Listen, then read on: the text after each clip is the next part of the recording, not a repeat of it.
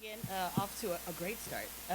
My name is Alana Fields. I am a doctoral candidate from the University of Pittsburgh in the Department of Sociology. My presentation today will be on my evaluation of a violence prevention program um, that attempts to challenge gender norms.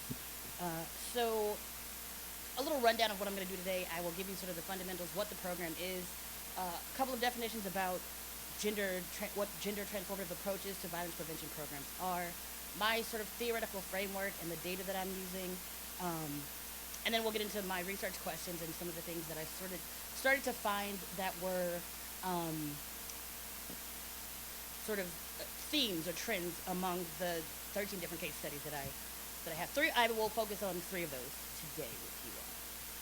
So also forgive me because I have like my iPad here and this because I'm trying to look at my notes while I do. So bear with me. Okay, so what is CBIM? Coaching Boys into Men is an evidence-based violence prevention program that utilizes a gender transformative approach to in hopes of decreasing adolescent relationship abuse and sexual assault and increasing bystander intervention behavior.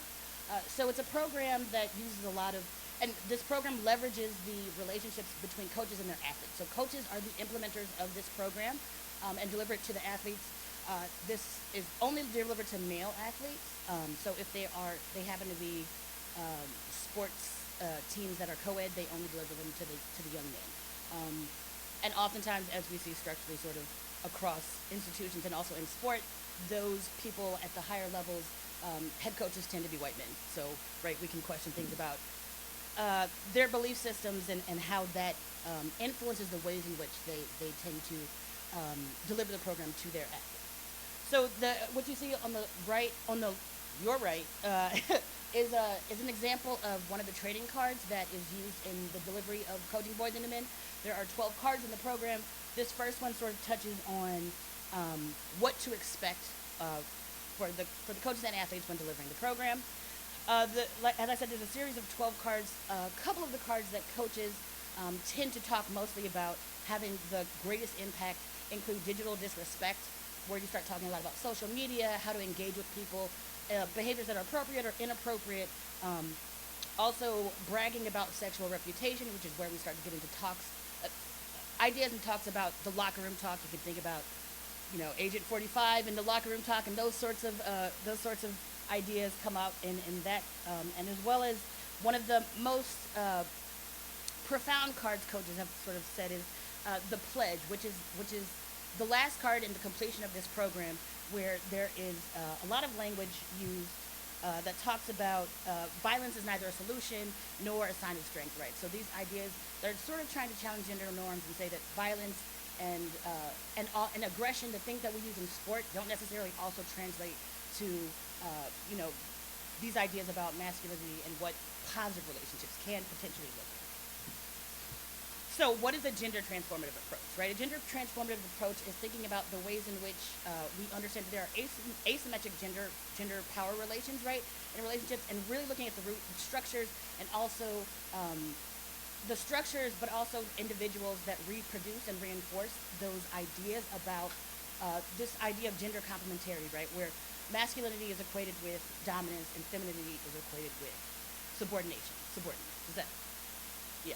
Sorry, I was like in my teaching role. I'm like, does that make sense? Yeah. I need head nods and affirmation folks. Okay, so cool. We're on the same page. All right. So my sort of theoretical framework. So is a mashup of Black feminist thought, of Black queer studies, of intersectional theory, and intersectionality as social theory, which is something that Patricia Hill Collins started talking about again right recently. There you go. In a book that actually my mother just brought for me today on this little trip. The biggest things that I think are important to think about in the ways that I was looking at the data that I have available to me is that, one, we sort of reject these white-centric, heteronormative ideas about gender roles. Again, these ideas about gender complementarity, where masculinity is equated with dominance and femininity, or anything outside of sort of like cis heteronormativity is considered subordinate in some ways. And that we should also consider and understand in thinking about intersectionality that race, gender, and the body, the physical body, can never be disaggregated from one another. We have to think about all of those in context of the embodied experience, not only for the people that are receiving the programming, but also for the people that are delivering programming, how that influences their ideas about things, and also the people that are creating and developing the programs. Okay. Okay, so to my question. So the data that I have 13 case studies where I have post-season interviews with coaches after they have delivered however much of the program they happen to deliver with their athletes during the season. I have fidelity observations. This is where the research team goes in and observes coaches actually delivering the program and is like, that sucked, or that was great. And most of the time it's somewhere in between those two, right? And then finally, I have recorded observations where I actually get to look at and hear how the coach delivers the program and also how athletes tend to engage with them or not. Oftentimes or not, right? So the questions that I ask, given the materials that I have to look at, are what are the social forces that influences coaches' buy-in and relative priority in implementing CBIM, and then also how are they reproducing these sort of like racialized gender norms, right? Where again, like white, cis, heteronormative ideas about, patriarchal ideas about what gender is and should be are reinforced, reproduced, as opposed to being challenged in the ways that they should be in a program that's a gender transformative program like this. So, one of the things that I found to be a trend across the board when we're looking at buy-in is that coaches felt that they bought into programs where there was an endorsement from women that were in positions of administrative positions in the institution, right? So a couple of quotes from coaches. One, yeah, the AD, basically this is saying, okay, it's a female director, right? So actually a lot of the administrators are female. So yeah, I'm confident, right? I'm confident as a coach because there's a woman that's saying this thing is important, so I've got to do it, right? Also, she's my boss, so I have to do it, which is what someone else says. It's my boss. I'm nothing if not obedient, so this is why I'm implementing the program, right? So whether or not they actually believe in the mission, the ethos of the program, if they have to do it because there's women telling them they have to do it, they do it, right? Finally, there is an athletic director who delivers the program to some of the athletes, and she's like, I'm a woman, I run this, we do what I say, and we're doing this in this particular context, right?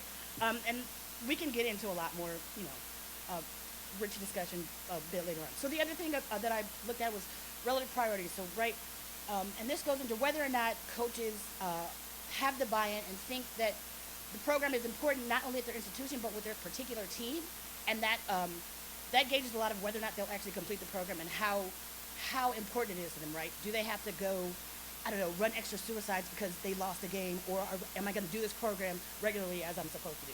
So a lot of times it's like, well, sure, there's a need for it because everyone else in my institution is doing it, so I have to, right? A really sort of queer and interesting thing that one coach said was that, like, so he wanted to finish the program, right? There's supposed to be like 15-minute sessions once a week, right? This guy was like, well, my coaches were like, or my athletes were like, well, when do we become men?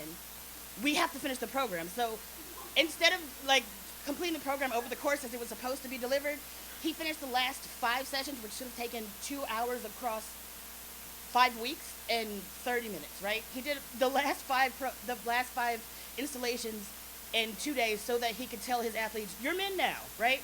So obviously we have these ideas and don't understand really what we're trying to do with this sort of program. And this last one again is from the athletic director, who's saying things that are very much contradictory about there's a need, but not with my athletes, but there's always a need, so it's good, but not with my athletes, but we should definitely do it, and I'm going to do it with these athletes, right? And then finally, when we're looking at enforcing and reproducing racialized gender regimes, there are a couple of things that happen, sort of the languages that coaches use. Sorry, my notes. So this first coach is talking about reinforcing these ideas that there's expectations of negative behavior, right? So this coach is saying, I had a problem with my athlete doing these inappropriate things, right? But we had only gotten through half the program. So once we're finished with it, like until then it's acceptable for them to have these behaviors, right? Because that's what they're supposed to do. Let us finish the program, and then I'll talk to you about whether or not my athletes were cool after that, right? The second one is sort of this mantra and this idea about benevolent sexism, right? Well, so we don't want these behaviors to occur, but really, if you can't think about it in any other way, think about it in the relationship, in the context of a woman that has a relationship with a man, and then that makes it unacceptable, right? So what if it's your sister? What if it's your mother? And actually, some coaches ended up adopting this idea as a sort of mantra for how to rationalize why to not be violent, right, in these relationships. Again, problematic, right? And finally, there's this idea about this hypersexualization of The athletic director in this last instance is at a predominantly black school, and so this idea about hypersexualization of young black athletes, right? Because there was this expectation that her athletes actually were more sexually active than they were, right? Because of this idea about what black men and black bodies do in these spaces. And then there are also some instances in which she sort of criminalizes black women because they don't take on the responsibility and the ways in which they engage with it. So very interesting and complex things going on, which is why I think it's very important for us to look at the coaches as implementers and what they're doing. Because even if we have sort of these altruistic ideas about what the program is, when we look at the people that are actually implementing it, if we don't have them challenging their own social locations, their own concepts of who they are and what they're doing in doing this, right, which is sort of, this is my summary of my post-game notes, right? I got these, like, corny titles that go along with the sport thing, right? But we have to surprise, cishet white men don't think about their social location necessarily, right? They've never had to think about and challenge those things that will then inform how they engage with certain athletes, how they engage with the material, how they engage with the institutions that are sort of doubly criminalizing and hyper-surveilling black athletes and men and women alike, right? Yeah, so we need to understand, acknowledge that. We also need to understand and acknowledge how it's also embedded in the programming, right? We can talk about how these coaches don't necessarily have the language to talk about and challenge gender norms, but we've also embedded language like with the what about your sister, mother, XYZ, right? We've also embedded that sort of language that allows them to reinforce and reify those ideas about what gender should be and how we should engage with one another based on these social scripts. So we have to challenge not only what we're doing as researchers and also developers of these programs, but also what we're putting on the people that are implementing the program to do, and make them a little bit uncomfortable first before they go and talk to kids about these things that we're trying to challenge them with. That is all I have. Thank you. I think I just under time.